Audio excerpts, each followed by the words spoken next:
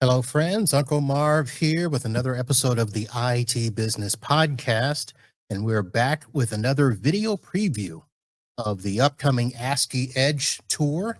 And this time we are getting ready for the March visit to Orlando, Florida, and that's going to be one that I'm going to be at. So if you haven't signed up yet, head over to events.ascii.com. If you are in the Central Florida area, or if you want to fly to Florida, if it's still cold up north, weather's fine down here, come on and join us, and it'll be a fantastic time. For those of you that are watching who may not know what ASCII is one of the leading communities for independent managed resource and managed service providers in North America, and the ASCII Edge is the annual tour where they visit 7, 8, 9 cities and have a 2-day conference to just hang out and hang with other professionals, meet some of the vendors in our space, and it is a great time. And the event spans 2 days, focuses on learning, networking, and collaboration. This year, Microsoft is the diamond sponsor, and they will offer valuable insights, including a keynote on AI and zero trust. And this year, it has been one of the big aims of ASCII to make sure we have some great speakers and great presenters. So this year, I think you are going to really love this. So coming up to the stage is somebody I just met recently. He stopped by and said hello to me at the IT Expo. Jesse Tuttle, who is also known as Hackah Jak, former hacker turned cybersecurity expert, and he is going to be the keynote speaker.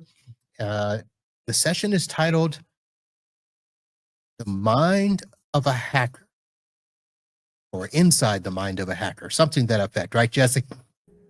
Something like that. For those that don't know, Jesse is obviously a member of the MSP community here. You've got a company called AP2T Labs, which is basically a cyber threat research and training company. Tell us a little bit about that, Jesse. So AP2T Labs is, it was inspired by my background and the people that I grew up and I still know today, and the actions that we took, and how can people properly build and gear towards a proper defense to protect them against threat actors. We are a awareness training provider that is bringing next level concepts and solutions to market based on literally what I get to do all day of hanging in the underground and places that darker on the web than just Tor. All right. And you guys are big in using AI and machine learning as part of analyzing user behavior, right? Yeah, we actually have we are now officially patent pending on some technologies that we're inventing that literally date back to my days as a threat actor. And so concepts that I was working on then that has been modernized with advanced machine learning and AI capabilities, built totally in-house from the ground up, not taking an off-the-shelf product and just plugging into it. All right, nice. So ASCII has you dubbed FBI's and Interpol's most wanted, and that you're going to share all. Now, I can't imagine that you're going to share everything that happened, but the fact that you were on both the FBI and the Interpol list of most wanted had to be an interesting story. I'm told it is. For me, it was just my everyday life. I mean, Right. it's what I did every day. It started when I was a 14-year-old kid in 1994, and um, in 2001, after initiating what New York Times called the first hacker world war that resulted in $2 billion plus of damage, I ended up being contracted by the FBI as an intelligence asset. I was paid to hack government and military servers, help secure them from the inside out, write reports, and lead that entire initiative. Um, Along the way, I was, as a most wanted leading up to this. I did find out that I was on the FBI's most wanted, Interpol, NASA, Office of Inspector General, Department of Defense, in more than a dozen other countries. Hmm. So here's a question I'm going to ask. I'm going to take you a little detour here. Yeah. You were working for the FBI or the government, but you were on their most wanted list. How does that happen? So I was there before I started working with them. Right. I mean, so as a kid, I was really interested in how things work. And I always love to get feedback when I'm doing a talk or I'm presenting with a group. And I'm sure I will ask this: how many people at where I'm talking builds and works on databases? And a number of hands tend to go up because I tend to talk to a lot of technical people or C-suite that they have teams that do that. How I learned to build databases, I hacked banks. So I figured there was no one better to know how to build and optimize a database. So I hacked banks to learn how to build databases. Needed fast connections to distribute pirated WARs software. So military connections, and NASA was great for that. They had fast connections for distributing. And so it was these actions that led me to these lists that I ended up being on. In 2001, when I received my first knock on the door, I was offered basically a job. And that's when I found out that I was already on these lists. They helped get my name cleared from a lot of lists. I became an instrumental part in 9/11. I helped take down a human trafficking network. I was visited by the Department of Defense because they silo information about who works as intelligence assets. And so while working as an intelligence asset and hacking a lot of Milnet, I ended up gathering the attention of the Department of Defense. All this went through end of 2001, 2002, beginning of 2003. And in 2003, I got my third knock on the door, and that was the local police and a huge jurisdictional dispute that was going on, and I was caught in the middle. And that led to my identity being exposed, and my entire world came crashing down on me. But it opened up the opportunity for me to raise my daughter, share with her my experience, my life, let her understand my thought process. And she actually is the CEO and co-founder of AP2T Labs, and she works daily as a threat researcher. Yep, I met Jess. I actually met Jess before. I met Reese. Reese, yep. And I actually met her before I met you. And just so you know, she's a lot harder to get on the show than you are. Just She is. Most people don't realize that she started college at 13. She finished her Bachelor of Comp Sci at 17, finished 4 more college degrees, got some professional certifications, started her master's degree, then graduated high school. So I think she's just crazy, man. Yeah. I don't know. She's a blast to be around. She's your product, so you've got a little hand in that. Let me ask you this, Jess. So as far as I know, you are from Cincinnati, Ohio. Were you born and raised there? Yes. Okay. Yeah, it's funny because I actually found out that when I was on the most wanted list, they had everyone knew in the hacker community I was from Ohio, from Cincinnati. I didn't necessarily keep that a secret. No one knew my identity. And apparently, a lot of law enforcement and government agencies knew that, like within like a 10-mile radius of where I most likely lived, and just could never narrow it down. All right. So the question I wanted to ask about that. So my wife is from a small town in Ohio, not close to Cincinnati, but she's up south of Cleveland. And Ohio was never really known as a hotbed for hackers.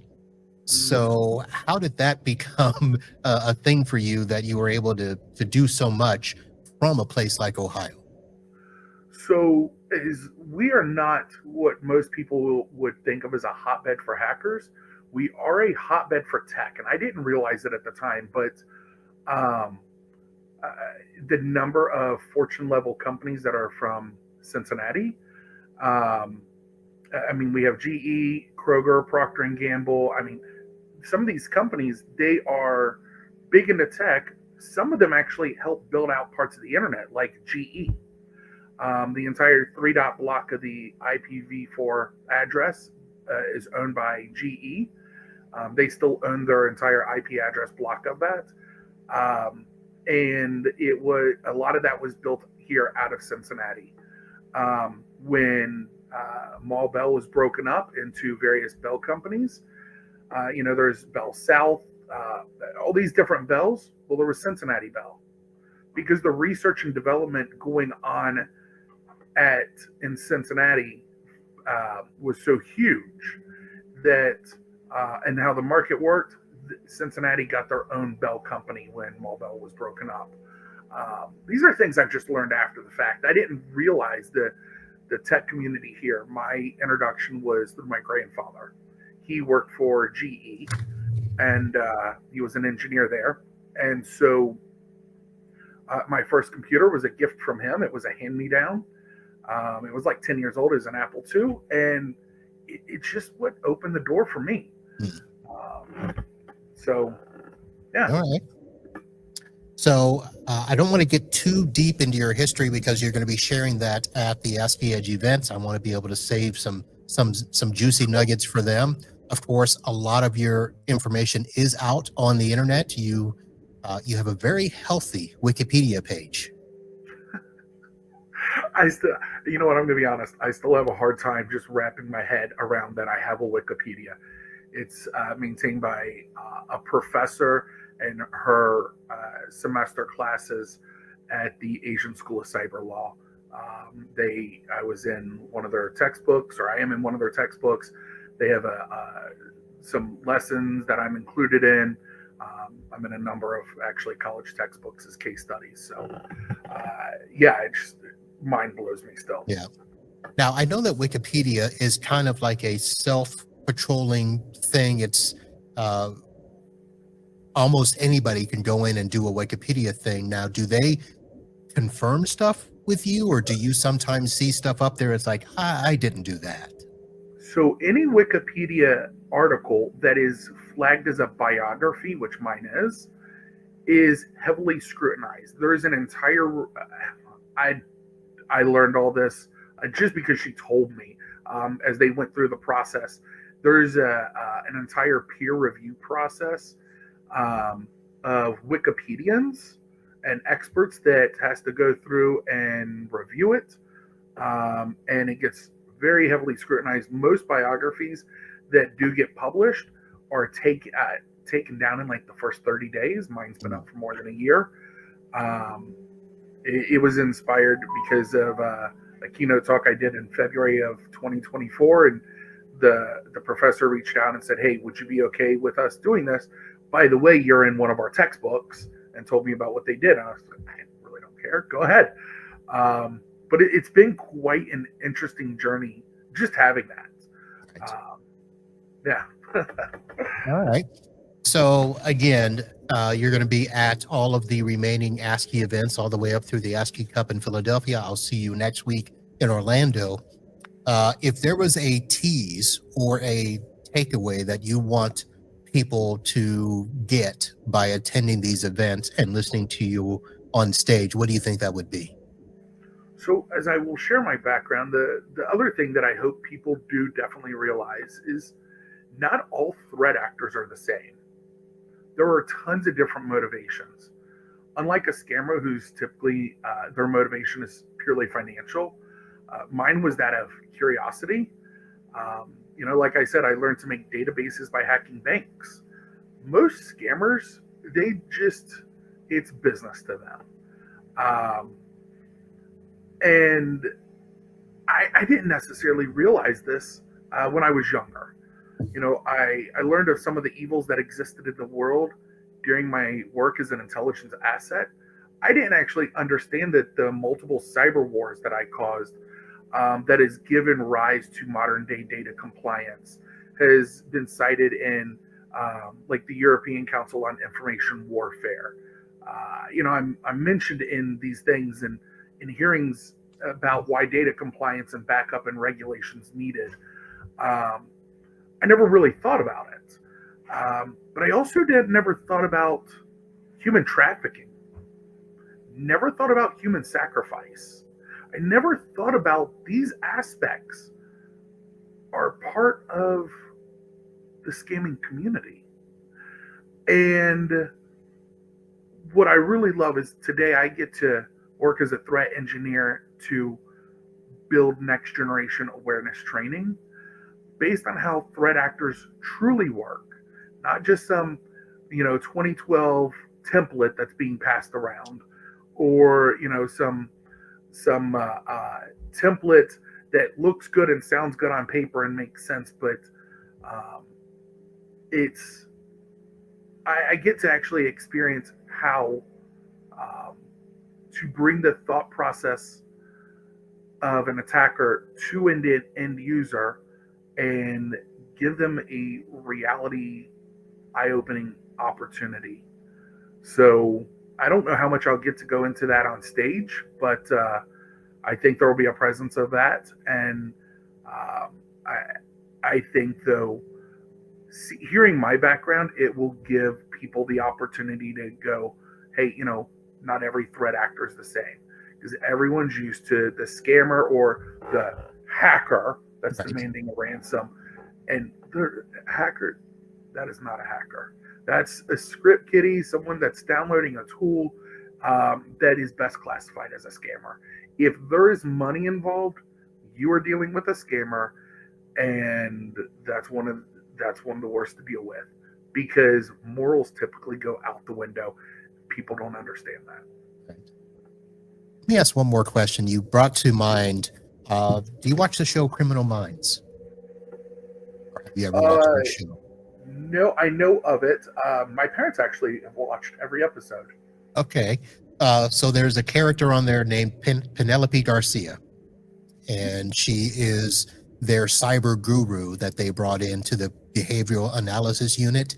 And she was brought in primarily because she was a hacker. And so between her character and some of the others that you see on TV, we're watching the show Tracker right now, and there's a couple of guys that are hacking their way around the world as they help this Coulter Shaw find people and stuff.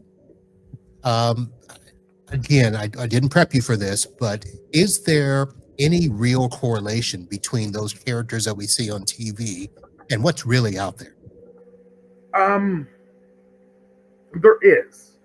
So I'm not, to be transparent, a little personal about me, I don't watch a lot of TV or movies. Ever since I was introduced to computers, No need for a internet TV. and exploring and learning, I will go into what my motivation was. And when I typically share that, people are surprised. But I will name drop a couple TV shows and movies that I think they give some relevance. So my favorite movie, 1995 movie Hackers. Okay, yeah.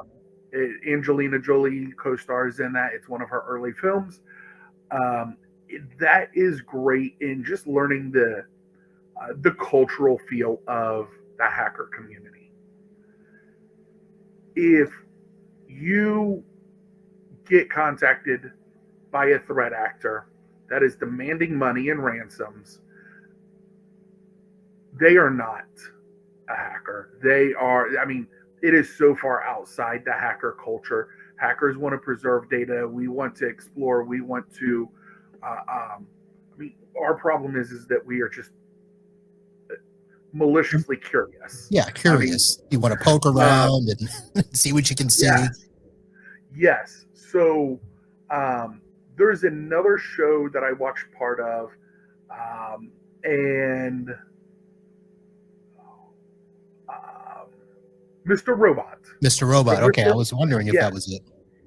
So Mr. Robot, I don't care for the amount of drug usage in the show. Um, as I was that stereotypical hacker sitting in his parents' basement as a teenager in early 20s, I've never got into drugs.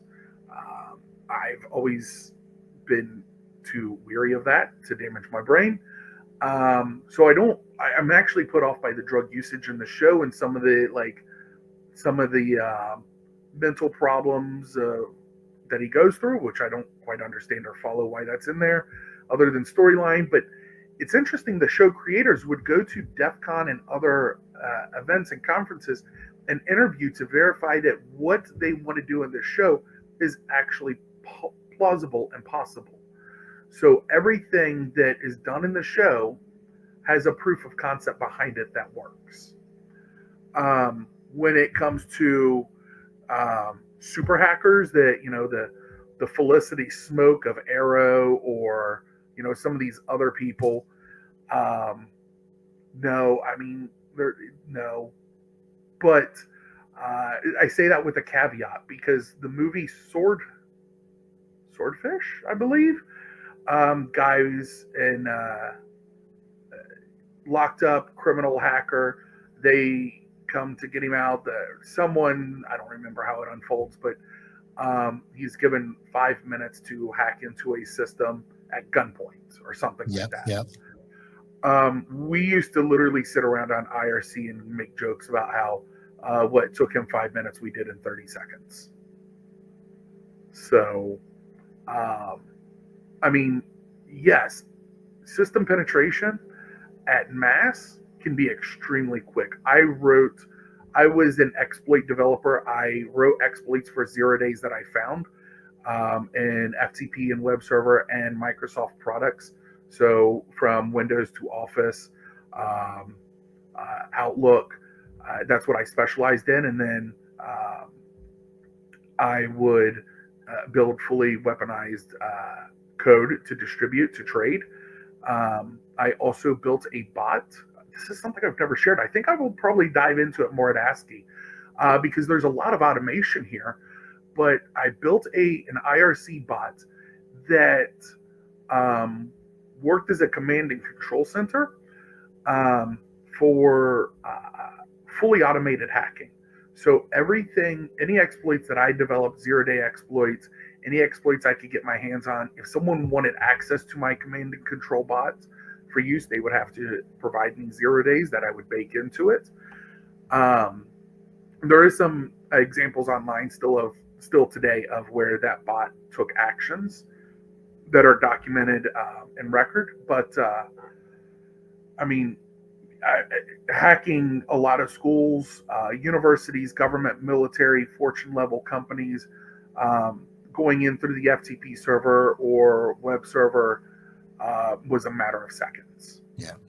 Just slice right through to deliver an internal payload. It's how I took control of several military bases and parts of Milnet. It was all through a fish that I delivered that contained a payload for a 0-day. I mean, phishing, as I was a 0-day developer, I mean, phishing works, man. It still works.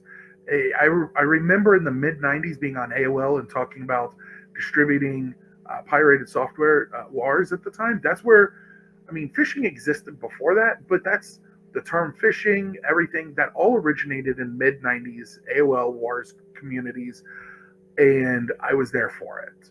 And as I've always seen it as an easy low level attack that I'm like, I mean, there's no skill to it. I always enjoyed the more technical stuff. It works. It works enough that at DEF CON in 2024, just this past year, there was an entire booth hosted by Intuit called Fisherman's Wharf, where you could go up and get hands-on training lesson of how to build fully automated phishing, how to spoof sites and fish people's credentials to show how simple and easy it is. Most of our team sat down to do it just to validate and see what it was like, but we kind of kept an eye, and the number of teenagers that went and did that training was phenomenal. But then you take that training and you pair it with the AI and machine learning labs that they had there, and then the OSCENT labs and the recon labs and the social engineering labs. I mean, people could learn so much, and they are. The number of teenagers and young adults, kids, when I say kids, I mean, my niece is going into 7th grade, and they have introduction to Python programming required for all 7th graders. Most of hacking tools are Python based. People, I mean, technology is getting for younger and younger, and the prefrontal cortex is not developed enough to necessarily know right from wrong. I know I was a young kid that started multiple cyber wars, and people just need to be aware of this. It's all about awareness and understanding, and the little precautions and steps that people can take is absolutely huge. There's not enough training that can be done. Regular daily, 30-second, training session. So, yeah, I know I went off on a tangent there. It's just something I'm super passionate about, and it's the only thing that I truly think is going to change things. Well, that's quite all right. And as you were talking, I was thinking, ooh, should I rein it in? I'm like, no, I'm going to let this go because it's pertinent. It's gripping. And if this is just a preview of what you're going to be doing on the ASCII tour, well, I'm glad that I'm going next week and I can see it firsthand. And we're going to have to, hopefully, if you'll allow, plan for another longer podcast down the road. Yep. And as much as ASCII will let me, through this series of 7 events, I will unleash as much as they let me. All right. Thank you very much. So Jesse Tuttle, folks, will be at his first ASCII Edge next week in Orlando, Florida. That is February 26th and 27th. Again, head over to events.ascii.com and get yourself a free ticket if you want to come and see his keynote, The Mindset of a Hacker, FBI's and Interpol's Most Wanted Shares All. Clarification. It's my second ASCII. I knew I was going to be a speaker, so I social engineered my way into one last year to check it out. So, yeah. All right. So, Jesse, thank you very much for coming on. Tell Reese to say hello to me when she sees me. So, will do. All right. That's going to do it, folks. We will see you out there on the road, either at an ASCII event or at a future podcast here on the IT Business Podcast. We'll see you next time. Holla.